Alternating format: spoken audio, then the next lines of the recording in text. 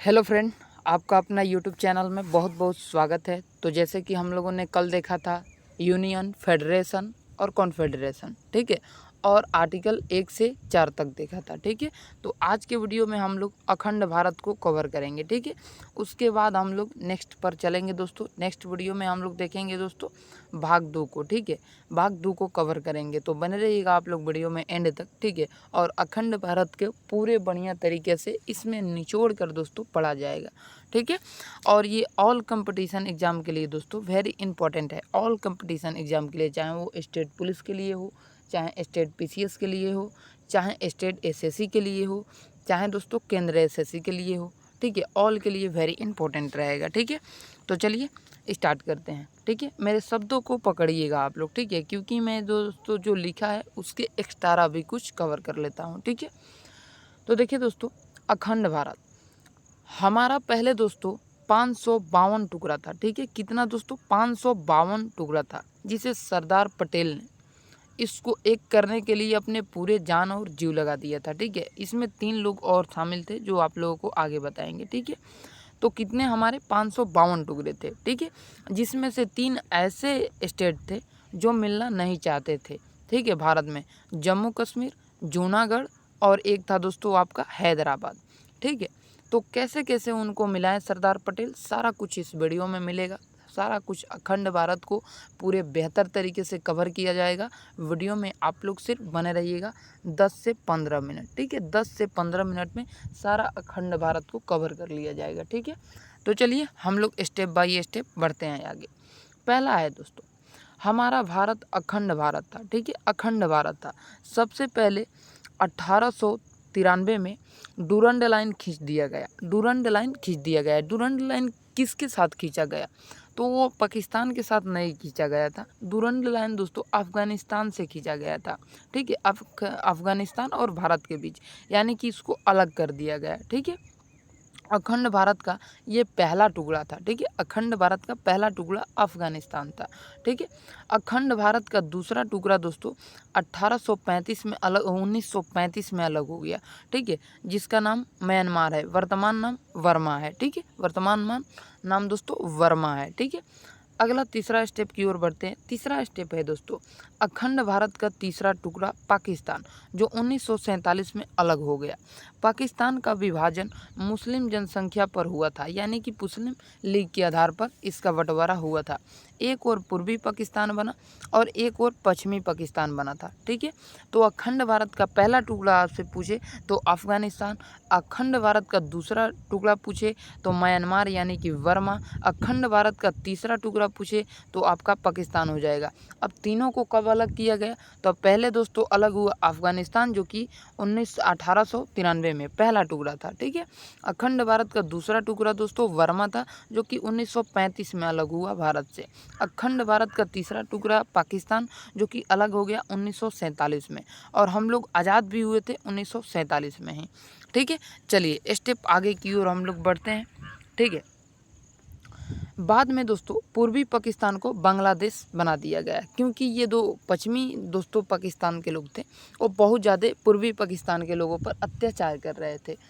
उस कारण दोस्तों ये अलग हो गया। उसमें दोस्तों बहुत सारे दंगा हुआ, ठीक है। उस समय हमारे देश के प्रधानमंत्री इंदिरा गांधी थी, ठीक है। चलिए आगे बढ़ते हैं। रेड क्लिफ रेखा, रेड क्लिफ रेखा दोस्तों भारत और पाकिस्तान के बीच खींचा गया है। रेड क्लिफ रेखा दोस्तों भारत और पाकिस्तान के बीच खींचा गया है, ठीक है। और जीरो लाइन, जीरो लाइन रेखा दोस्तों भारत और बांग्ला के बीच बॉर्डर लाइन को जीरो लाइन कहा जाता है, यानी कि उस बॉर्डर लाइन का जो नाम है दोस्तों जीरो लाइन, ठीक है।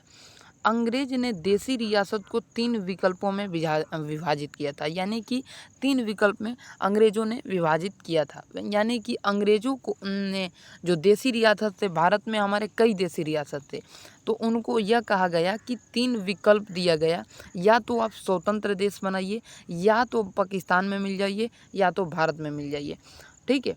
तो 3 विकल्प देसी रियासतों को दिया गया, पाकिस्तान में मिल जाए, भारत में मिल जाए, स्वतंत्र देश बना ले, ठीक है। तो इसी कारण दोस्तों जम्मू कश्मीर और दोस्तों जूनागढ़ और एक था दोस्तों जिसका नाम था हैदराबाद, वो तीनों चाहते थे अपना स्वतंत्र देश बनाए, ठीक है, अपना स्वतंत्र देश बनाए, ठीक है। चलिए आगे बढ़ते हैं। आगे अगला स्टेप आपके सामने प्रस्तुत हो चुका है। जब देश आज़ाद हुआ दोस्तों, तो भारत का 552 टुकड़ा था। मैंने शुरू में ही आपको बताया था, ठीक है। जब हमारा देश 1947 में आज़ाद हुआ, 15 अगस्त 1947 को आज़ादी दोस्तों 14 को ही मिल गया, 15 का पूर्ण तरह से बहुमत मिल गया, ठीक है। तो 15 अगस्त 1947 को भारत आज़ाद हुआ। उस समय भारत का दोस्तों 552 टुकड़ा था, ठीक है। 552 टुकड़े से भी अधिक, बहुत ज़्यादा अधिक थे, ठीक है, जिसे प्राइमी स्टेट भी कहते थे, ठीक है।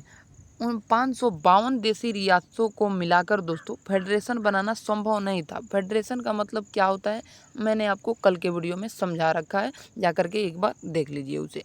इसीलिए सरदार पटेल को जिम्मेदारी दी गई थी यूनियन बनाइए, यानी कि दोस्तों ये 552 टुकड़े हैं, 552 टुकड़ों उसको यूनियन बनाइए। यूनियन मतलब यूनियन से यूनियन का हिंदी वर्जन करेंगे तो संघ होता है, तो संघ से कोई भी राज्य अलग नहीं हो सकता है, ठीक है। बाकी फेडरेशन और कॉन्फेडरेशन से अलग हो सकता है, ठीक है। तो ये जिम्मेदारी सरदार पटेल को दिया गया था, ठीक है। इस काम को 3 लोगों ने महत्वपूर्ण भूमिका से निभाया, ठीक है। सरदार पटेल, वीपी मेनन एवं दोस्तों लॉर्ड माउंटबेटन, ठीक है। ये 3 लोगों ने 552 टुकड़ों को एकजुट करने के लिए अपना पूरी कोशिश किया और महत्वपूर्ण भूमिका भी निभाया और मिला भी दिए, ठीक है। अगले स्टेप की ओर हम लोग बढ़ते हैं।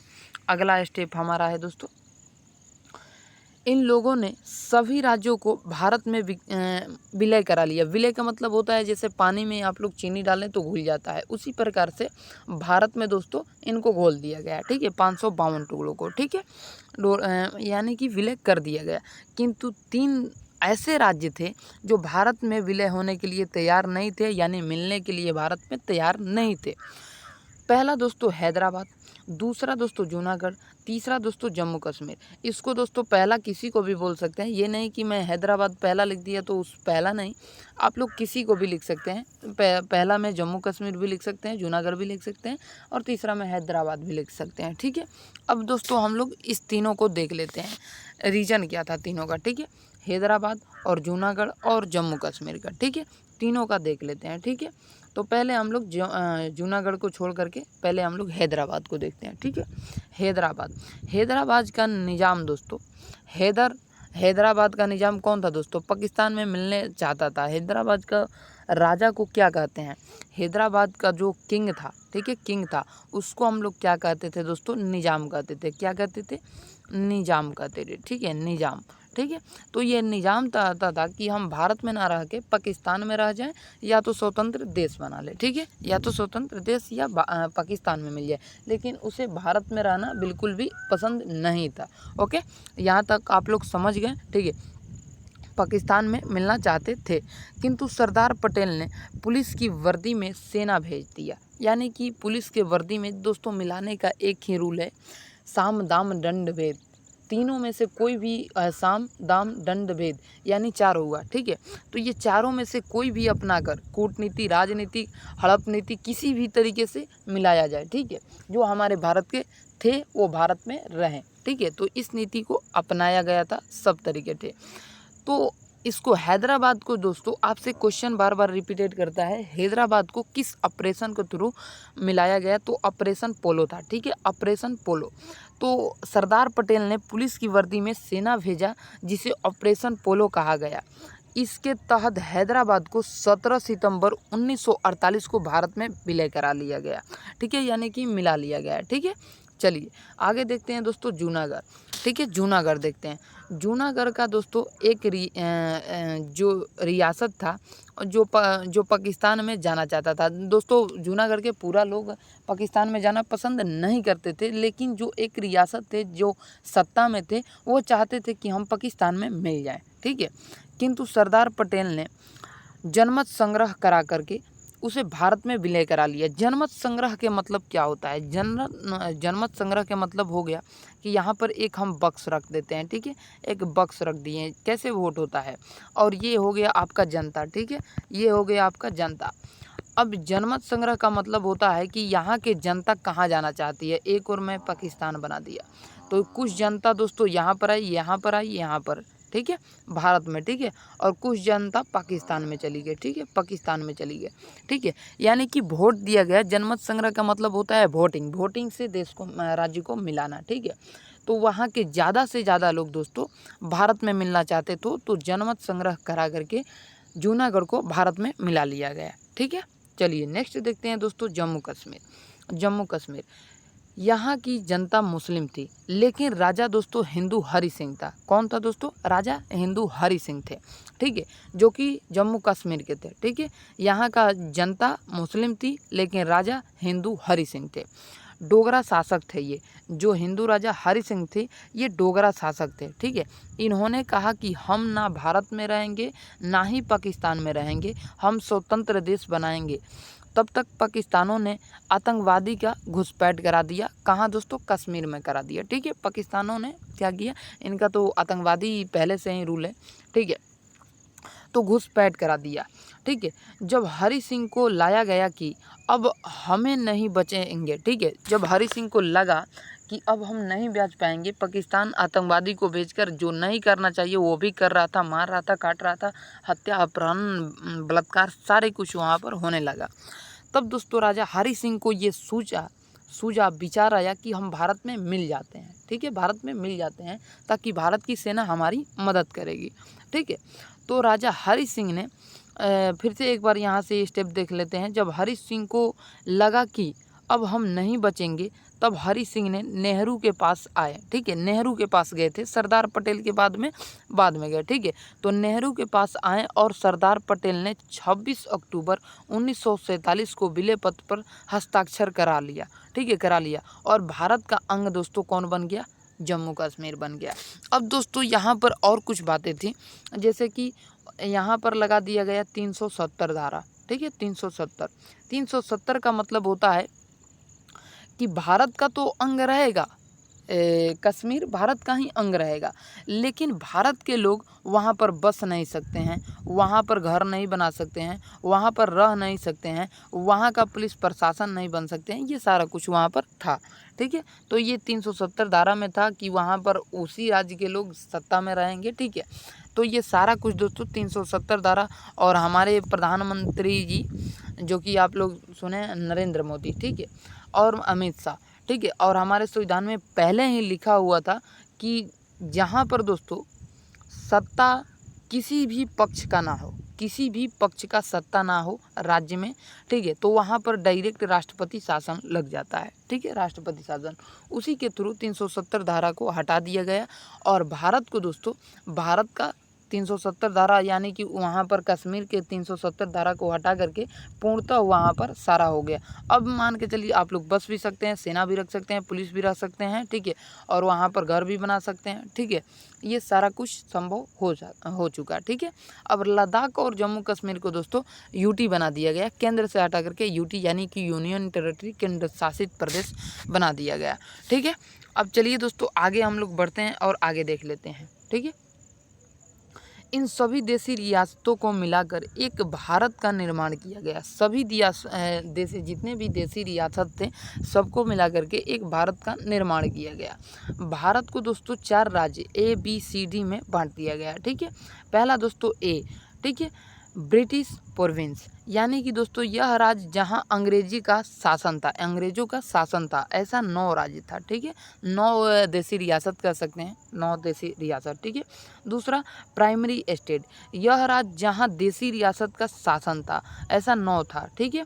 सी नंबर जो हो गया दोस्तों आपका कॉमर्शियल, ठीक है। तो यहाँ पर वह बड़े शहर जहाँ अंग्रेजों का केवल उस शहर पर कब्जा था, ऐसा 10 था, ठीक है। कितना था दोस्तों? ऐसा 10 था, ठीक है। तो हमारे आप लोग कमिश्नरी क्षेत्र जान गए, ठीक है, प्राइमरी से जान गए, ब्रिटिश प्रोविंस जान गए, यूनियन टेरिटरी जान गए, ठीक है।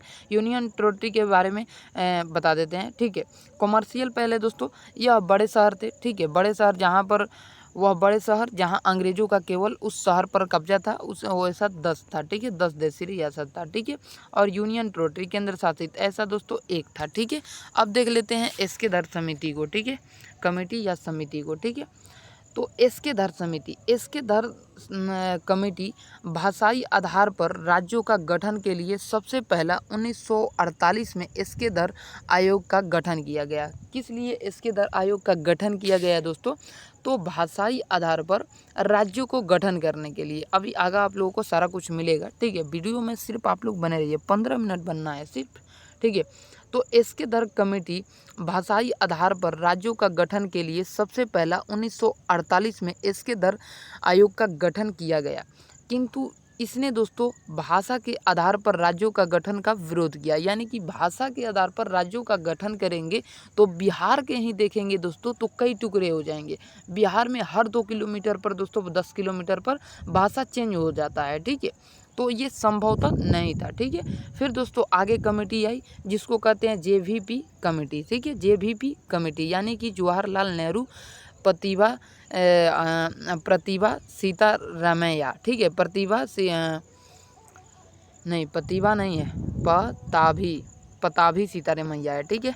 सॉरी यार, ठीक है। तो जवाहरलाल नेहरू का मतलब जे से हो गया जवाहरलाल नेहरू, ठीक है। और वी से हो गया दोस्तों पताभी सीतारामैया, और पी से हो गया दोस्तों सरदार पटेल, ठीक है। यानी कि दोस्तों जेवीपी समिति बनाया गया, ठीक है। इन्होंने भाषाई आधार पर राज्यों का गठन का विरोध किया। इन्होंने भी क्या किया दोस्तों? जेवीपी जो समिति था, शॉर्ट में याद रखिए, इन्होंने भी भाषाई आधार पर राज्यों का गठन का विरोध किया। और दोस्तों एस्केदर समिति भी भाषाई आधार पर राज्यों का गठन का विरोध किया। आगे बढ़ते हैं हम लोग 1952 में दोस्तों, 1952 में तेलुगु भाषा के लिए अलग राज्य के मांग करते हुए, अलग राज्य के मतलब भारत में ही अलग राज्य के मांग कर रहे थे तेलुगु भाषा के लिए, ठीक है। मांग करते हुए पेटू श्री रामलू मुख्य हड़ताल पर बैठ गए। यानी कि इनका नाम था दोस्तों पेटू श्री रामलू, भूख हड़ताल पर बैठ गए, ठीक है। बैठने के बाद दोस्तों 56 दिन भूख हड़ताल पर बैठ गए। समझ सकते हैं दोस्तों, 56 दिन भाषा आधार पर राज बनाने के लिए 56 दिन भूख हड़ताल पर बैठ गए और इनकी मृत्यु हो गई। फलस्वरूप जनता का विरोध 7वें आसमान पर चढ़ गया दोस्तों, बहुत ज़्यादा बढ़ गया कि अंग्रेज़ों से ज़्यादा ये लोग सता रहे हैं, इनको लगने लगा, ठीक है। क्योंकि भूख हड़ताल पर जब बैठते थे जनता तो अंग्रेज़ बहुत ही जल्दी रिएक्शन करते थे, चाहे वो उनके साथ में करें, ये उनके पक्ष में करें या उनके विपक्ष में करें। लेकिन ये 56 दिन बैठे तो इनका कोई भी नहीं सुना गया, ठीक है। तो इनको लगने लगा अंग्रेज़ों से ज़्यादा यही दबाए आ रहे हैं, ठीक है। तो आगे क्या हुआ दोस्तों? आगे बढ़ते हैं। 1 अक्टूबर 1953 को 1 अक्टूबर 1953 में मजबूर 1 अक्टूबर 1953 को मजबूर होकर तेलुगु भाषा के लिए अलग राज्य आंध्र प्रदेश को परिमाण स्वरूप गठन किया गया, ठीक है। अंततः यह भाषा आधार पर गठित होने वाला पहला राज्य था, ठीक है। भाषा आधार पर गठित होने वाला पहला राज्य था, ठीक है। तो आपसे क्वेश्चन पूछ दिया जाए दोस्तों कि भाषा आधार पर पहला राज्यों का गठन किस राज्य का हुआ था, तो आपका राइट आंसर हो जाएगा आंध्र प्रदेश का, ठीक है। किस राज्य का? आंध्र प्रदेश का। तो इसको आप लोग याद कर लीजिएगा। फिर से एक बार इसको हम पढ़ देते हैं, ठीक है। 1 अक्टूबर 1953 में मजबूर होकर तेलुगु भाषा के लिए अलग राज्य आंध्र प्रदेश का परिमाण स्वरूप गठन किया गया। अंततः यह भाषा के आधार पर गठित होने वाला पहला राज्य बना, ठीक है। चलिए नेक्स्ट की ओर बढ़ते हैं। और नेक्स्ट हमारा है दोस्तों, नेक्स्ट है फलस्वरूप, यानी कि फजल अली आयोग भाषाई आधार पर राज्यों का गठन के लिए 1953 में फजल अली आयोग का गठन किया गया। यानी कि भाषा आधार पर बनाना चाहिए कि नहीं बनाना चाहिए उसको मंजूरी दे दिया गया, उनको दे दिया गया मंजूरी, ठीक है, कि आपका भाषाई तेलुगु भाषा रहेगा, ठीक है। लेकिन दोस्तों अब जनता का आसमान दोस्तों, जो जनता का गुस्सा था 7वें आसमान पर, हमें भी भाषाई आधार पर बनाओ, हमें भी भाषाई आधार पर बनाओ। लेकिन दोस्तों बनाया गया ये कि भाषाई आधार पर राज्यों का तो गठन हो जाएगा, लेकिन इसमें कोई भी भाषा के लोग आकर रह सकते हैं। आपको राज्य को हम भाषा का मंजूरी दे रहे हैं, लेकिन भी कोई भी देश का, कोई भी राज्य का नागरिक है वो कोई भी भाषा को यहाँ पर रह सकता है, ठीक है। ये दिया गया था, ठीक है। फिर एक बार दोस्तों इसको कवर कर लेते हैं। फजल अली आयोग भाषाई आधार पर राज्यों को गठन के लिए 1953 में फजल अली आयोग का गठन किया गया। इसने अपनी रिपोर्ट दोस्तों 1956 में दिया और भाषाई आधार पर राज्यों का कानूनी मान्यता दे दिया गया। भाषाई आधार पर राज्यों को कानूनी मान्यता दे दिया गया।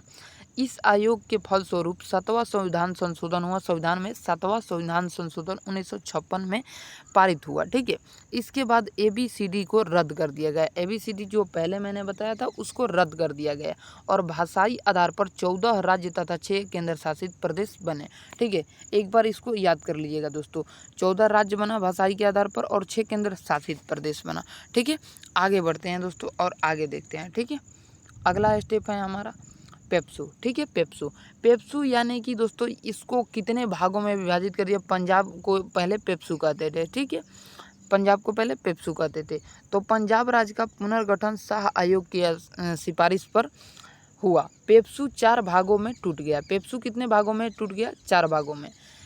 हिमालय के क्षेत्र को हिमालय प्रदेश बना दिया गया, हिंदी क्षेत्र को हरियाणा बना दिया गया, पंजाबी क्षेत्र को पंजाब बना दिया गया और यूटी को यानी केंद्र शासित प्रदेश को चंडीगढ़ बना दिया गया। ठीक है, चलिए, और यहाँ पर 20 मिनट क्लास का हो चुका है। ठीक है, कोई बात नहीं, अब आगे तथ्य को हम लोग कल देखेंगे। यहाँ तक कवर कर लेते हैं, तथ्यों को हम लोग कल देखेंगे और इसको हम लोग कवर कर लेते हैं। ठीक है, इसको कवर कर लेते हैं।